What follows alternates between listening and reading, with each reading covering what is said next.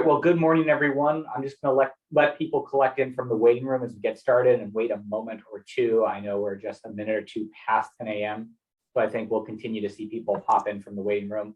But really appreciate everyone rejoining us today for our March data working group. We're really excited to continue these monthly programs and really excited to continue to see those of you who are joining continue to grow. So thank you all for joining us today. I'm going to give it just a few more moments. We have a few people entering, and then we'll get started.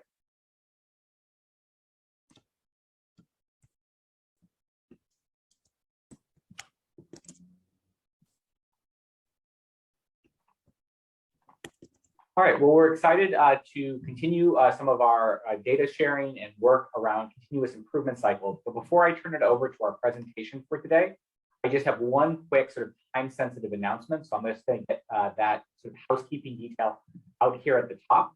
I wanted to share a link to an important survey being put out by the New Teacher Project, TNTP.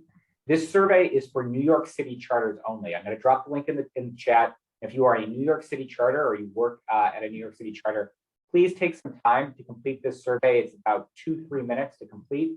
But we're asking all New York City charters to complete the survey so that we can better understand the current demand for and barriers to summer school programs in the city. We know that there has been a lot of disruption to learning as a result of the last couple of years, and we have identified potential philanthropic support for summer programming to help close some learning gaps and achievement gaps. And so to better understand the landscape of where New York City charters are in terms of summer opportunities, we ask that you complete this survey. If you think that your school has already completed it, feel free to complete it again just to be sure. We don't mind that there be duplicate entries from schools. We just want to increase and maximize participation for this opportunity. So once again, if you are a New York City charter school, please feel free to complete the survey at the start of this presentation, or forward this link along to a school leader at your school who can complete it. With that, I'm going to turn it back to our major programming. And I'm very excited to be introducing Adam Schaefer, who is the Partnership and Growth Strategist with Innovair.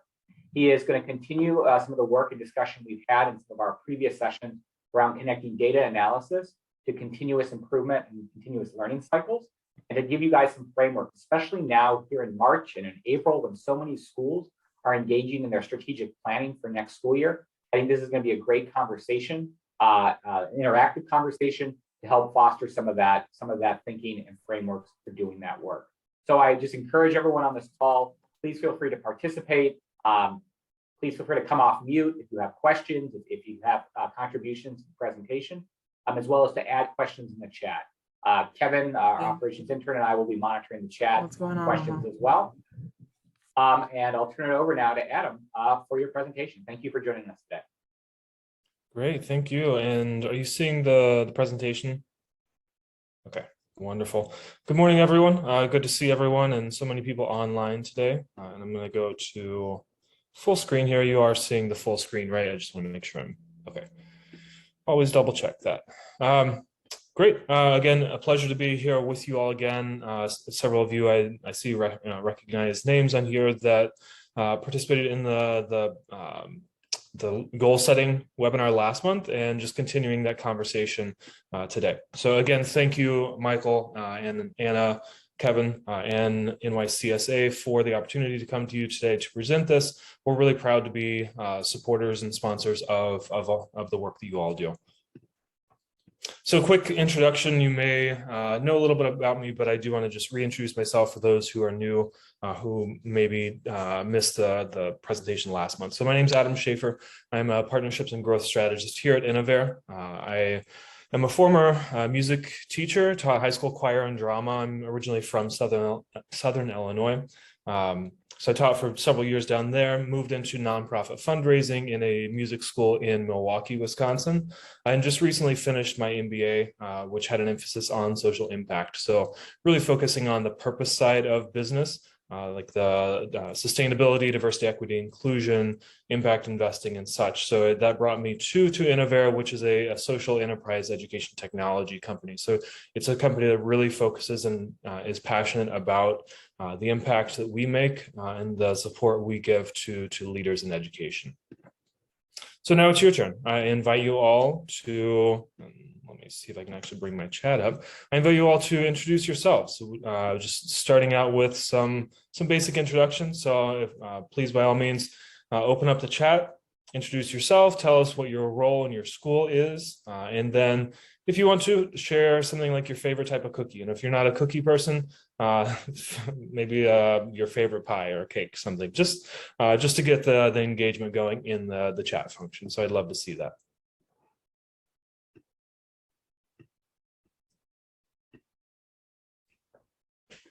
And we will have, good, thank you, Michael. Thank you, Dina. And chocolate chip is and snickerdoodle, those are two of my top. Anything without raisins really would be my favorite type of cookie. Thanks, Ginny. Thanks, Megan. Really excited to see you all. And Nancy, thanks for, yeah, I think chocolate chip is winning the game right now. And Melina, I appreciate that. You're an all cookie type of person. Great. So again, continue on introducing yourself. So the idea here, and I'll reference this later, but this is a collective conversation about impacting our students, impacting our school communities. So it's really nice to just know who's in the space, who you can maybe come back and connect with later, whether they have a great chocolate chip recipe or they're working on the same type of problem in their school as you are in your school. So by all means, stay continued in engaging in that chat function. So I'll watch out for it as well. So a quick overview of the agenda, and I do want to keep us on time here. So again, we will have a few opportunities for discussion. So I ask that you engage either in the chat, or if you want to come off mute, raise your hand, whatever you're comfortable with, perfectly fine with. But I do want to make this more of an interactive conversation so we can talk really about learning cycles that are pertinent to you and your work, whether you're on a data team, whether you're a charter leader, whatever that might be. So we'll go into continuous improvement overviews for those of you who either didn't attend the session last month or the session that Nick Freeman and I gave back in September, I believe it was. We'll go into some learning cycles, frameworks, and then we'll talk about how you can bring these to life. Here at Innovare, we embed all of our webinars, all of our presentations in research. We also are educators ourselves, so we want to make sure that we are first and foremost presenting those learning objectives before we get going. So today we'll talk about learning cycles, and you'll gain a greater understanding of improvement science and sustainable improvement frameworks. You'll leave with a couple different frameworks for both goal setting and learning cycles. And then lastly, you'll learn about a couple of tools that you can actually implement and utilize these in. And I will, if you're at the end, if you are wanting this presentation, more than happy to email that to you. So you'll just leave your email in the chat here at the end. All right, so first and foremost, we're going to jump into the discussion. So I want to show a video first to get the discussion going. This is an interactive activity. It's one that I think would be great for like teacher in-service days, professional development days. Obviously, we are in umpteen different cities right now, so we can't really do an interactive in person. But I do want to just have more of a hypothetical conversation. But to get us started, I'm going to show this video to show you what this activity is all about.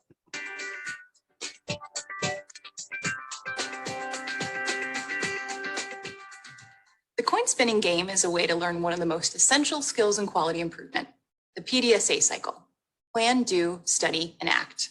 My colleague Dave Williams had the idea for this game, and we fleshed out the idea and started using it with teams. It's a really fun and very quick way to get some real experience with PDSA cycles. Today, our learning objectives for this exercise are to 1, understand rapid cycle PDSA testing. 2, understand how theory and prediction help your learning. 3, see how to collect real-time data and measurement. And 4, appreciate the opportunity to learn together.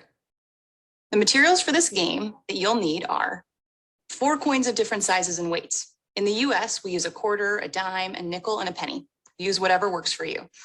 You'll also need a timepiece able to capture minutes and seconds at each table. A smartphone works well for a timepiece for this game. You'll also need a timekeeper. You should also have a worksheet called the PDSA tracker with you. You'll see several questions that will prompt you to be thoughtful about the ideas you want to test. This game works best in groups of about 3 to 5, so team up and make sure you have the materials with you.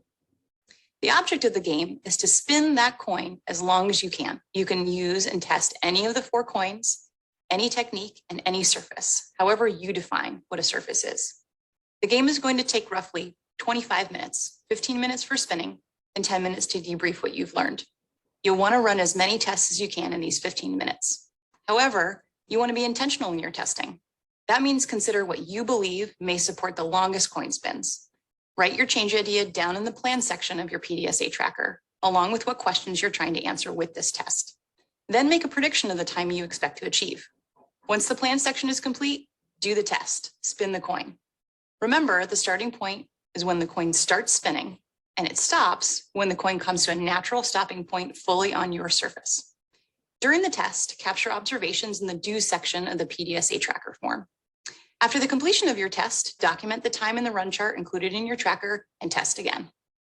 You might think documentation is going to take you a long time, but trust us, the more tests you run, the faster you'll get at planning your tests. Are you ready? Let's do this. All right, so if we were in person, we would actually do this, but for now, I just want to set the concept up for what we're going to talk about later. So let me get back into this. And this video is embedded in this presentation, so once I share it with you, if you want to use it for your teams, by all means, that's from the Institute for Healthcare Improvement. All right, so the activity is all about a coin spinning competition. The goal is to spin the coin the longest. Very, very simple, but the idea is we embed in this a rapid learning cycle. So this is the time to either put your responses in the chat. If you want to come off of mute, have more of a conversation with me, that'd be great as well. So the first question, what is your problem statement? What's the problem that you're trying to solve in this rapid learning cycle?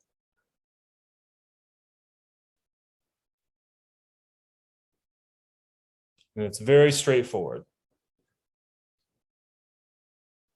So the whole idea is, like we stated in the goal there, we want to spin the coin the longest. So the problem is essentially, how do we spin the coin the longest? And then continue to utilize that chat or come off mute again. What are those factors that you would think about in spinning the coin the longest? So what are those different change ideas that you may consider? So remember, there are 4 different coins. Great, thanks, Jill. So the surface could be a major factor in how long a coin will spin. The weight, absolutely. So the weight of the coin itself maybe has a lot to do with momentum. Again, I said maybe because that's a theory that we have to test out. The force of the spin, yeah, exactly. So like the velocity of how hard your finger is spinning it, or whichever method technique you're using, what's the force of spin? That kind of that centripetal force. And then, yeah, Nancy, thanks. So the size of the coin will definitely, we think, will have a major effect in the amount of time it's spinning. And again, continue just adding in there. So what is your theory of change? So let's say we deployed our first learning cycle. So what's your theory of change? Maybe the first one we got 3-second spin. So what is the next theory of change? What do you like? Okay, we went with the quarter, so they got 3 seconds. What's your theory of change? What are you going to change at that point?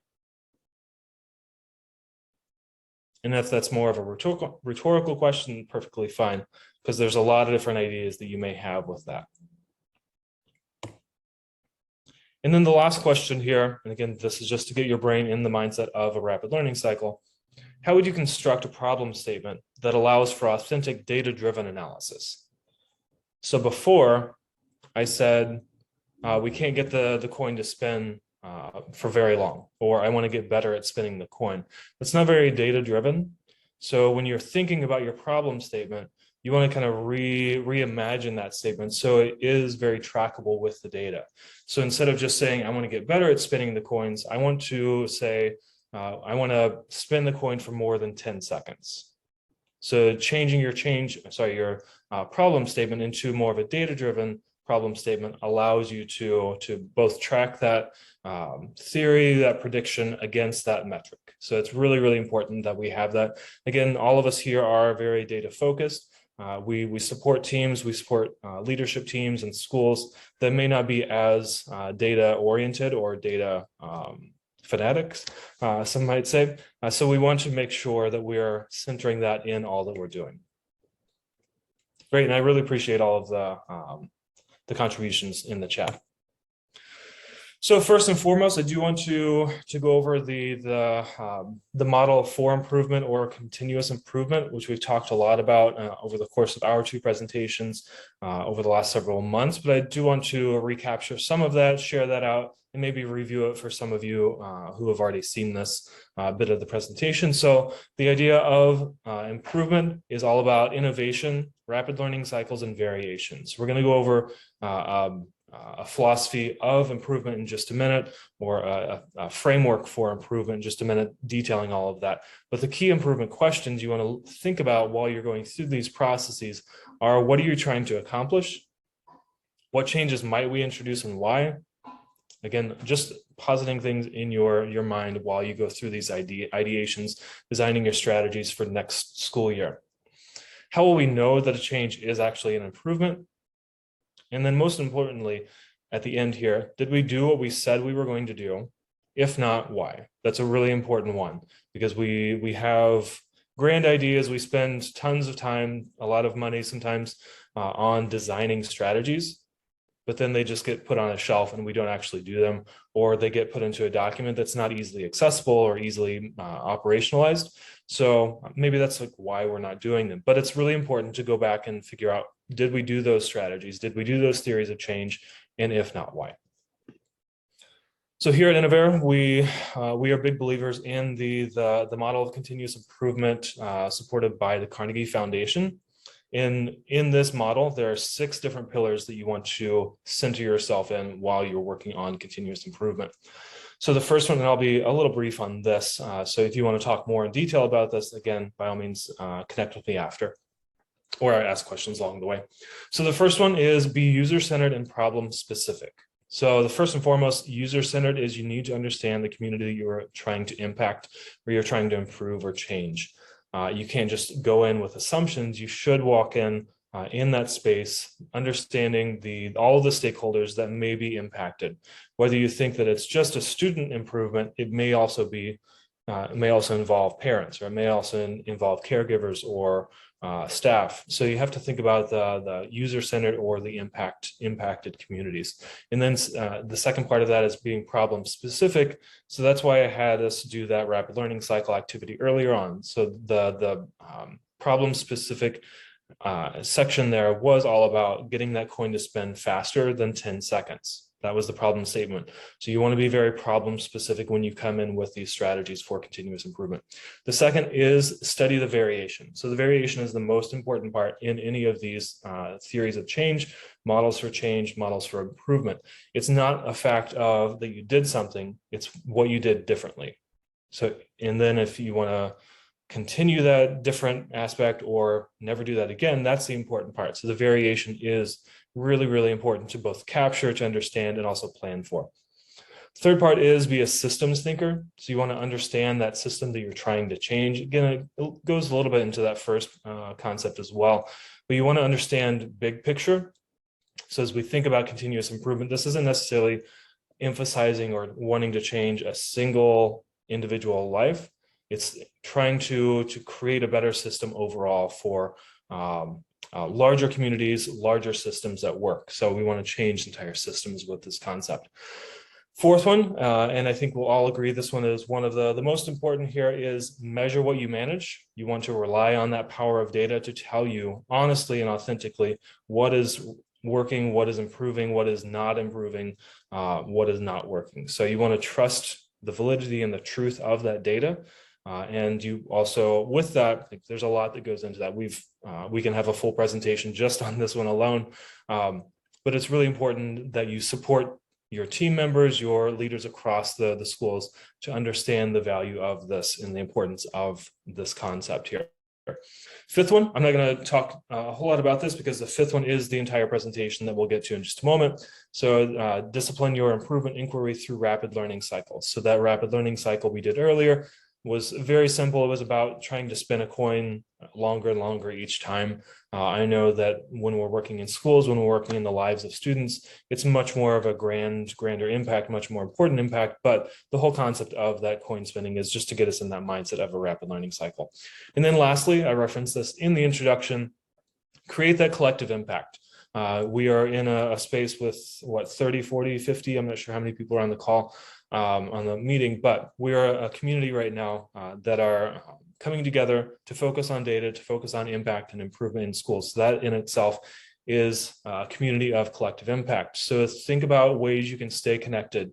NYCSA is a great organization that, and Tiffany, I see your question. Yeah, I believe Michael will share the YouTube link in a follow-up email. So come together and try to solve problems together. Maybe Diana has figured out a solution to a problem that Tiffany is also working on. So again, that shared concept there. And then quickly, we at Innovare, again, we do strongly believe in continuous improvement, and our application is all about continuous improvement. So we hit all 6 of those pillars of continuous improvement. Our app and our customer service address all of those. And the idea is we want to make it more efficient, more easy, and more sustainable in your improvement methods and strategies. So we want to bring those to life, and I'll show that a little bit more later. All right, so getting back into the discussion. Again, this is hypothetical, so I'm just setting the mindset here. In the first 5 minutes, your team discovered through that rapid learning cycle that a tile surface and the dime led to the longest spin times so far. Again, you're only 5 minutes in. This is the new benchmark for your PDSA cycle. So the dime on tile surface, that was the longest so far. Now you want to go further. What are the other predictions that you have that could increase this rate? So again, once you reach a new benchmark, what are additional theories of change? What are theories of action or predictions that you think could get longer than, let's say, maybe it was 7 seconds long? So again, the whole idea of that rapid learning cycle is setting a benchmark and moving beyond that benchmark, not going backwards. And we'll see that in just a little bit.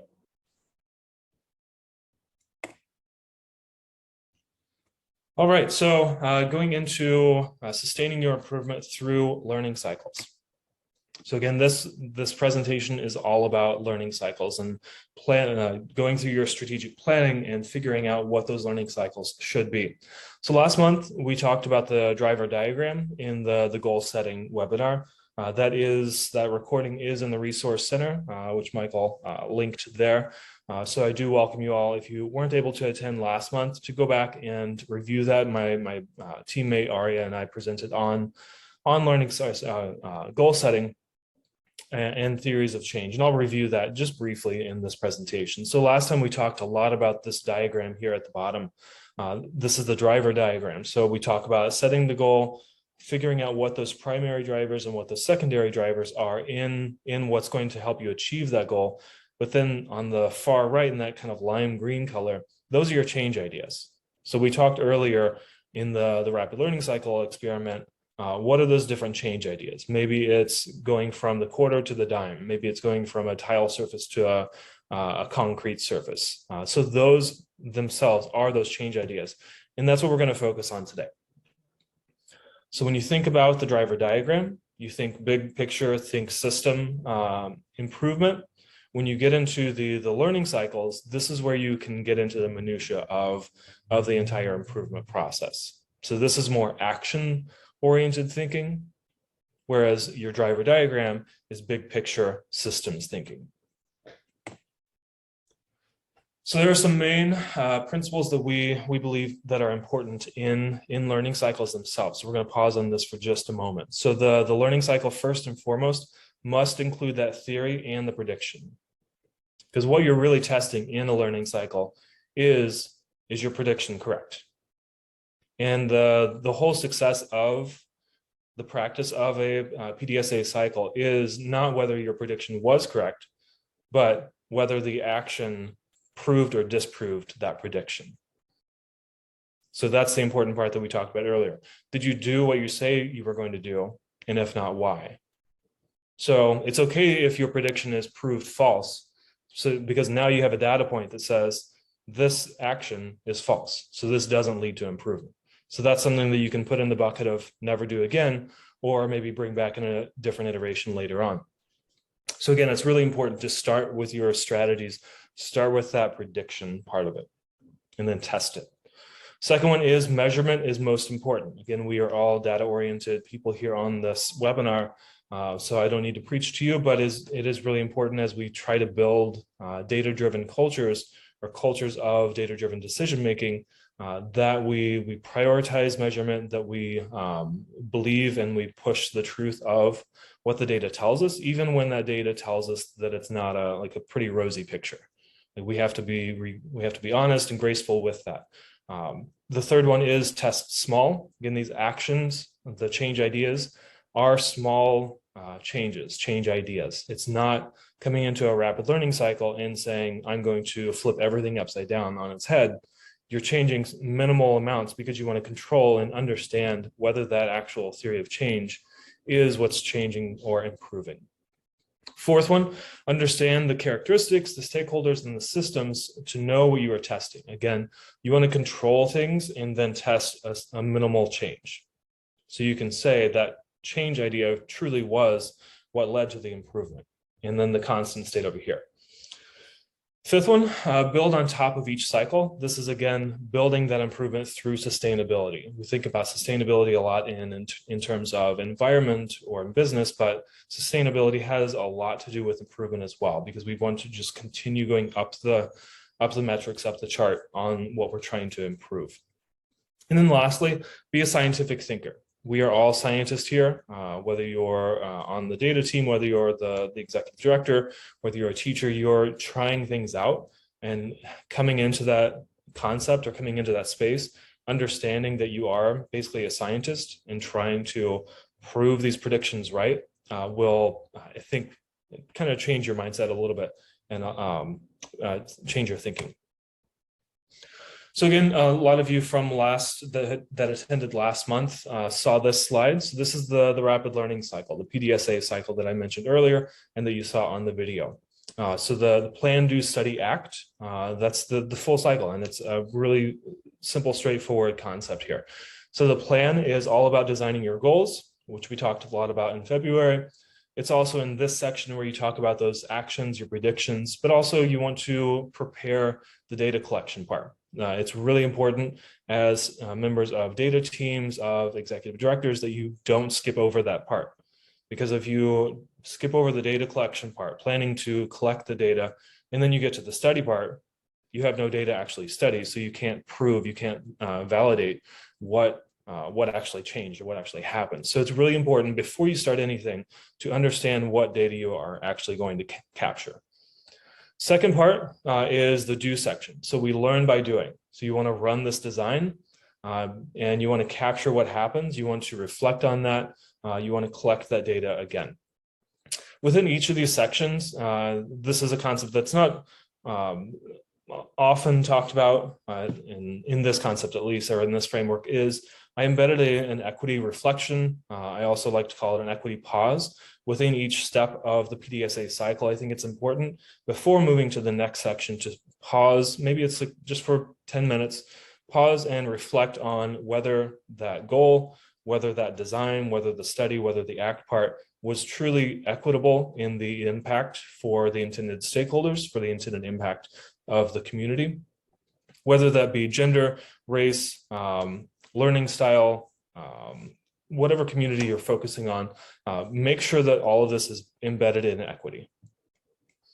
Third one there is the study. So we as a human race are pretty good at the plan and the do section.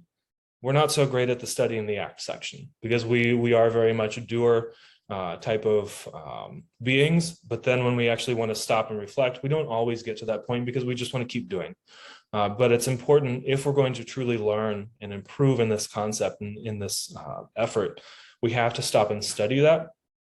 So in this study section, you want to again study that variation. What was that small change idea that you deployed in this PDSA cycle? And then did your prediction come true? Did it not? Make sure you're documenting that and summarizing that.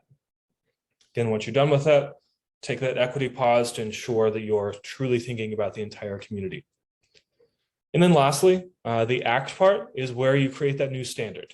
So make that variation and then you begin the whole cycle all over again. But now that you have a new baseline, you're starting just a step above.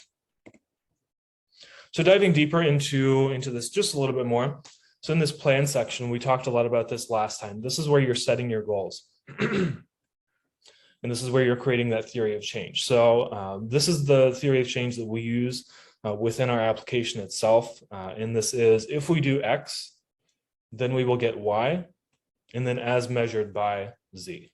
That as measured by is really important. Again, it's important to embed data from the outset, from the planning stage, before you get into the doing part, because you want to actually understand how you're measuring and then what you're measuring also. Other factors you want to think about in the planning stage is your team structure. So what's the structure? What are the responsibilities? Who's going to deploy this PDSA cycle? Who's going to do that actually do part? What's the capacity of your team to do this? And maybe you have a grand idea for a change idea or a theory of change, but then you only have one team member to deploy it. And is that feasible? So you have to think about that, consider that while you're designing these strategies. What are the strengths and weaknesses of those team members? Like, you want to understand what kind of tools, talents, and passions you have going into these strategies and in these learning cycles. Second one is your timeline. You want to understand both like timeliness and timeline of when this is happening over the course of the school year, over the course of any common year. And then lastly, what are those data outputs and then the data collection? So again, it's really important from the outset that you capture, that you understand how you're going to capture what this data is. So where is it coming from? Is it coming from your student information system? Is it coming from your surveys, like your panorama? Is it coming from finance systems? Like, what are those concepts? What are those indicators, and what system or systems are they coming from? All right, going on to the do section. If you have questions, if you want me to dive deeper in any of these, please by all means add to that chat. Okay, so in the do, we again learn by doing. So you're going to execute those plans. So you just took the time to design that PDSA, so the P part of it. Now you're actually going to execute it. And then along the way, you're going to collect that evidence, and then you're going to progress monitor. So as long as you planned it out well, the do section should be pretty easy. But the action fidelity is the important part here. Again, did you do what you said you were going to do? If not, why? And sometimes the if not part is not in your control, but you want to understand that. Obviously, we had very little control about a pandemic, so that would be a big reason why we didn't get to specific strategies. So make sure you document that. And then that third section, again, we're really good at the plan part, we're really good at the do part, but we don't always get time to do the study part. And that's a really important phase within learning cycles. It's a really important phase within continuous improvement. All right, so here we're going to reflect on the results. So we're going to come back together as team members, as impact leaders, to reflect on what just happened in that do. So there's a clear delineation between the do part and the study part. So it's not like the do is still going on while we're studying. We want to have a clear, we want to tie a bow on it and then really study it. So here we're going to research what the data is telling you. Here we're also going to figure out ways, and this is where we can be innovative in how we analyze and understand what just happened. So here we can triangulate the data to find different trends and patterns in this result. We also, in this section, want to conclude what was learned. So again, documenting what you learned, what you analyzed is really important. And then again, emphasizing this again, because it's so important, study that variance. The variation, whether it was good or bad, it doesn't matter. It just, you want to just understand what that variance was so that you can either, if it was good, keep doing it, keep it into the system. Like maybe that's the new part of the system. If it was bad, throw it out and don't do it again. It's as easy as that. And then again, so going into all of this in the plan section, we talked about making a prediction, your theory of change. Assess that prediction. Were you right? Were you wrong? And sorry, they're doing construction, so if you're hearing some background noises.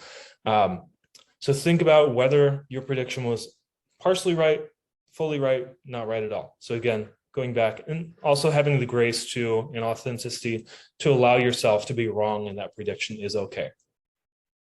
We don't always have to be right. We just always have to be honest about it. All right, and the fourth one is that act. So here, this is where we take what we learned and then adjust the next concept. So it's really straightforward, just 3 A's in this section. We're either going to adopt what happened in that theory or that change idea, we're going to adapt it slightly, or we're going to abandon it completely. Once you understand, once you make the decision on what you're going to do with this, that's your new standard. And I'll show you a little bit more visual representation of this. And then you move on to the next one. So again, the idea of continuous improvement is that it just keeps rolling along. As soon as you get to the PDSA part, like the act, go to another PDSA cycle. So this is what it looks like. So as we move along and we have those new benchmarks, which are those little wedges or triangles there, we can just slowly move up the ramp. We slowly improve. And I think it's important, again, to be graceful, to be patient with ourselves as leaders, as professionals, as educators, as impactors, that it's okay that we don't go from 75 to 100% in 1 quarter. It's just, it doesn't really happen that way usually. Maybe we'll get that, but maybe not. But I think it's really important to be happy, to be successful, to celebrate going from 75 to 77 in a PDSA cycle. And then once you're at 77 as your new baseline, work towards 79, and then work towards 81, and then 83, 85, whatever. So the idea of it is continuous. You're not going to reach that 100% in a matter of 4 weeks. It's just not likely. One of my favorite quotes from former President Obama, I always tell my staff, better is good. I'll take better every time because better is hard. What we're doing in education, what you're doing as leaders across charter schools in New York, it's really hard work.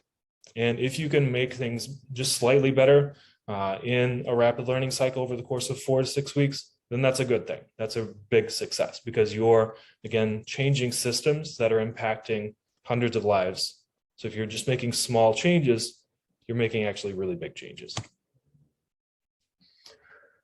All right, so discussion number 3. Again, I welcome more feedback in the chat. If you are interested or willing to come off mute, that's great. If not, that's okay too. So the first question here, going back to that, the coin spinning exercise here. What are data points that can be captured in this game?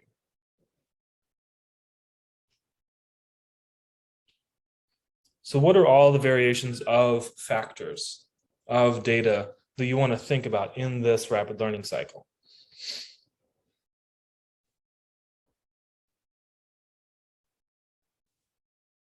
And some might say it's just about the time that the coin is spinning. Good, length of spin. So it's not just about the actual, like the duration of seconds or time frame, it's about how long the actual spin goes. And maybe that theory of change involves you think that spinning at a longer length actually leads to a longer spin time. So what are some other data points? Right, thanks, Dylan. So who is doing the spinning? The number of spins. So there could be something about like friction heating up the coin that leads to faster spins in multiple iterations. Number of spins, thanks to the force of spin. We talked about the data point, just a factor of the type of surface, the type of coin. The person doing the spinning is another thing you want to think about. Maybe they have different structured fingers. Maybe they have less or more muscular fingers, maybe the direction of the spin. Great. So again, when you're going through that PDSA cycle, what we're asking here is all happening in that plan section. So these are all of your different change ideas that you want to deploy in your do section. Great, thanks everyone for participating there. And then what are the triangulations? And by triangulation, I mean looking at multiple data points at once. So what are the triangulations in the data that may discover a correlation or a causation for a longer spend time? So again, this adds a little more complexity to your prediction. And you may, or your analyzation too. So here I'm thinking like your triangulation of the type of coin and then the length of spend. Great, thanks, Nancy.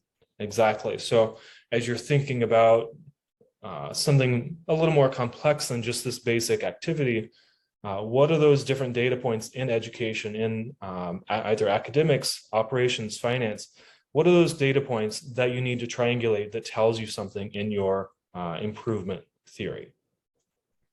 Whether it be attendance, assessments, behavior, like how are you going to triangulate that to tell you something that is important? Whether it be demographics and GPA, whether it be where they're coming from in the community, like logistically, and then also their attendance. Maybe that's 2 data points that you can triangulate, and that tells you something a little bit more that you want to focus on. Third question here, what triangulations can create predictive models to build sustainable improvement? Again, we want to build ideas or predictions that we can sustain, that we can continue on. So what are those triangulations that we know have factors within each other that we can kind of build in a predictive concept? And then lastly here, it can definitely be applied to this activity, I think. But this is a grander, like a bigger picture question for that equity pause. How can we pause to remove unconscious confirmation biases that already affirm existing or systemic biases? So that's a kind of a big wordy question, but essentially, how do we remind ourselves to stop and make sure that we aren't just running concepts or we aren't running theories of change to affirm what our bias already tells us? So it's really important to stop, understand, approach these as unbiased and understanding of that potential bias before we get going into that. So can I ask a question here, Adam? I think this is an important point because this is so much about the plan at the beginning. And to me, that speaks to like who is involved in the creation of the plan can help overcome some of that, right? And I think there's a tendency, given the need to quickly move in schools, the team that are making these decisions tends to be the leadership team, right? And it becomes a very top-down decision-making process about implementing these cycles. Is there value in thinking about who the people are who are on that planning team when you're at the outset of this to try and gain that greater perspective? So you're bringing in different voices. So you're testing theories that aren't just sort of pre-generated by those in the administration. How do you balance the need to move quickly with the need to maybe bring in that inclusive voice in your planning team at the outset of this?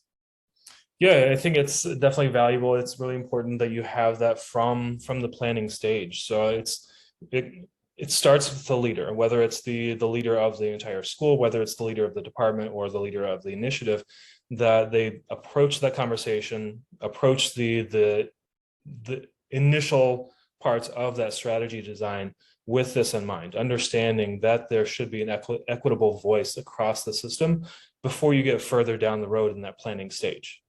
Because you don't want to bring an equitable voice in, like if it's a 3-week planning stage, you don't want to bring them in on day 20.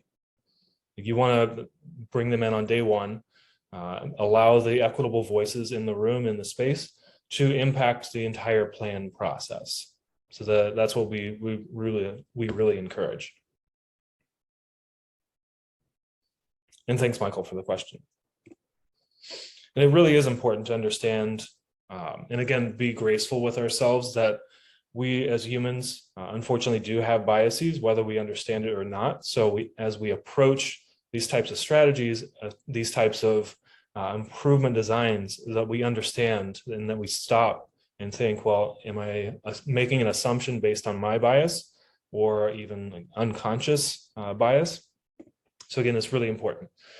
So I'm going to close up with this. It's really, I hope you found the frameworks that we talked about today to be really helpful, that you can either use directly in your data teams, your leadership teams, or across the entire leadership teams of your schools. Again, at the end here, if you want to drop your email, I will follow up with the link to this PDF. And then, of course, the recording will be online. But I do want to talk a little bit here at the end just about how you bring this to life. So now we've talked about a really important concept of how we improve student outcomes, of how we improve teacher outcomes, community outcomes, how we actually impact our communities. Thanks, Jenny. So now it's a matter of like how you do it. Like, you need the tools to actually implement this. So the first thing is the data. So we talked a lot about the data. So how do you triangulate that data? You have umpteen different systems. Now, how do you actually put that to use? How do you actually put that into practice? And then data representation and visualization. Do you have those tools?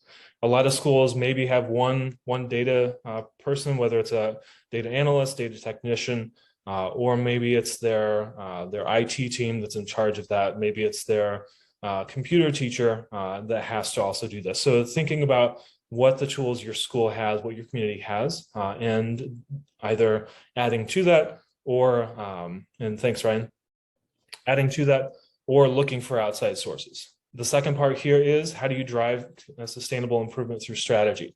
So it's a matter of essentially project management at this point.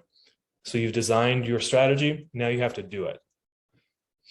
So it's about team transparency and accountability. Again, leaders are incredibly busy. They have 75 initiatives in a single hour. So how do we make leaders' jobs more efficient? How do we save time? So it's a matter of having those tools.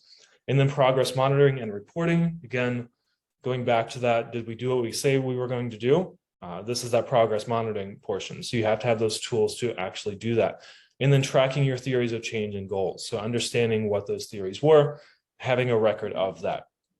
Now, I'm not going to go over this in great detail, but I do want to just capture, share a little bit about what we are at Innovair. And if you want to talk more in detail, that's what I'm here for afterwards as well. So how do you drive, or how do you lead continuous improvement with the data that you see on the screen here? So we've all seen in schools that data wall on the right. I'm sure it's cool in person, but how do you quickly make decisions based on this data wall?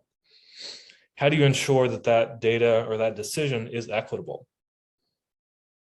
That there's a lot to that I don't know how I would even start making a decision on.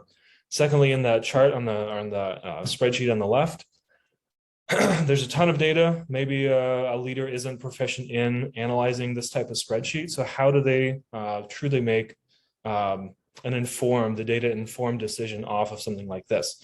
So this is where we come in at Innovair, and we work on triangulating your systems. We build dashboards that answer this question. So instead of having to rely on this data wall, we want you to have something that you can actually use to drive improvement. So whether it's triangulating systems for your student information system, your benchmark assessments, surveys, finance, whatever it is, that's what we can help with. Again, I'm not going to go over this in great detail. Second one is, how do you lead continuous improvement in your, and sorry, this says LCAP. I was just at the California Charter School Conference, so I forgot to change that. But this is a comprehensive education plan actually from New York. So how do you actually drive change, or how do you actually track the theories of change and the strategies with this 75-page document? Instead, you can use something that's more project management based, that builds transparency, that is data focused, that aligns data throughout each of these concepts. And this is really how you continue to lead and drive continuous improvement. So we did wrap up here just a few minutes early. I do want to offer, if anyone has any questions, happy to stay on. And we'll take just a couple more minutes if you want me to follow up with this presentation, or if you want to continue the conversation please, by all means, put your email in the chat, and I'll follow up after the presentation.